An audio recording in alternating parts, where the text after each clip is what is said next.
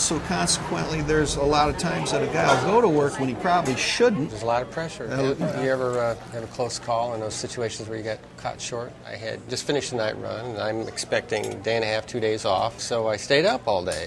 And then, in the early evening, I get called to go to work. So here I've already been up for 24 hours, and I'm starting work again, and then I'm, into the 10th or 11th hour on my shift.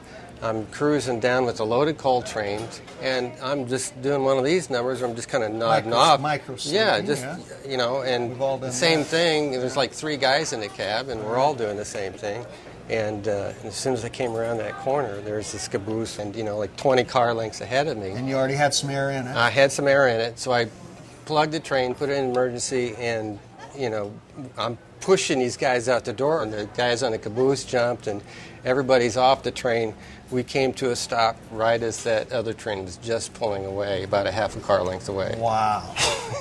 Looking back, I probably should have laid off sick. Sometimes you feel obligated to go. In the past, I was afraid. Pressure, yeah.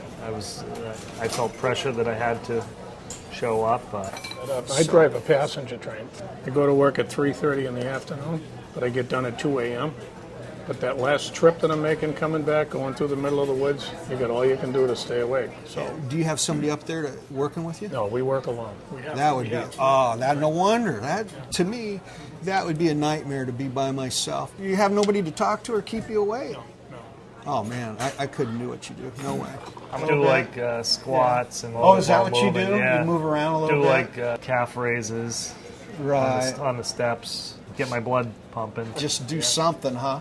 Everybody has their own bag of tricks, right. and everybody's can't follow what everybody else does. If I got caught short and somebody else with me in the cab, thanks, guys. I'd let them know. I'd say, listen, I have not had much sleep. Yeah, and how are you feeling? Yeah, and then that person was much more vigilant. But Dan, who do we're you not going to be able to do anything Put the about cab light on and talk to my reflection on the windshield. He's got a sock puppet. But it was just kind of fun. But a useful concept to think about is what we like to call the danger zone. And so this is a period of time in which an individual becomes much more likely to have a lapse in attention, to start dozing. And so this really represents a state of vulnerability. The 3 key factors that contribute to entering the danger zone are 1, circadian time of day, so what time your body thinks it is, day or night. 2 is how long you've been awake since your last major sleep bout. And the 3rd is how regularly have you been sleeping in the previous days and weeks. The combinations of these factors make someone more and more likely to be in this danger zone. Their combined effects can result in catastrophic decreases in performance. We're not built to work at night, and it's against Mother Nature. It just kind of throws your whole body out of whack, and then it's just, you're constantly fatigued. And of course, you're on a regular schedule on your passenger, aren't you? And you'd think that would be easy, make it easier, but in terms of trying to actually get enough rest and sleep, believe it or not, even though it's Monday through Friday, it's like every engineer's dream. But I get done at 2 a.m., I get to sleep around 3, sometimes 3:30, and then getting woken up again at 7 in the morning.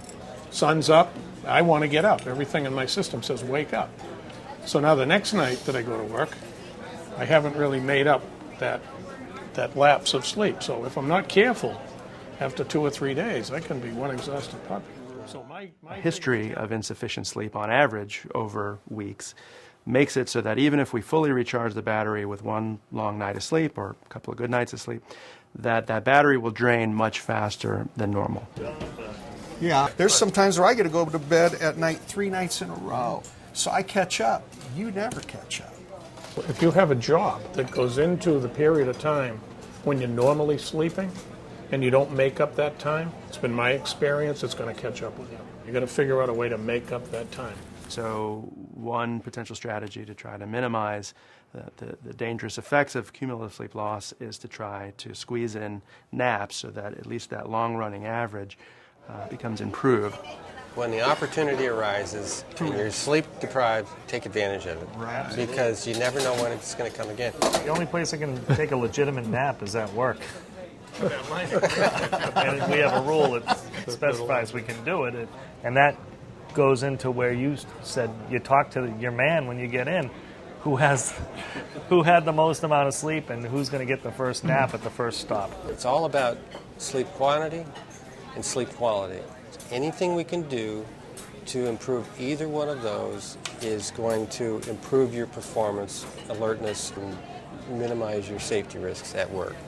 Set your room up, make it as comfortable as possible. Right. Bring shades down, darken the room as much as possible, and get a good night rest because you don't know when that call is going to happen.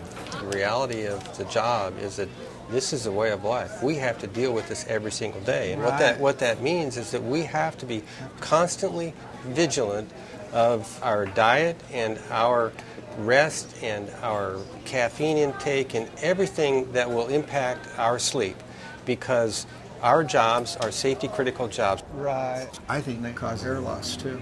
Yeah.